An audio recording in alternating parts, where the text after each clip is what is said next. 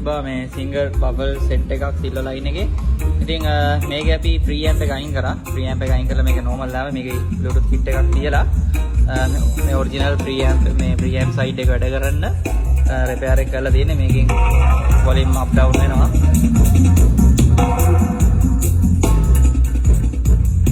Base එකත් ඒ වගේම control වෙනවා. ට්‍රිබල් එකක් වැඩ. බේස් එක වැඩ කරනවා.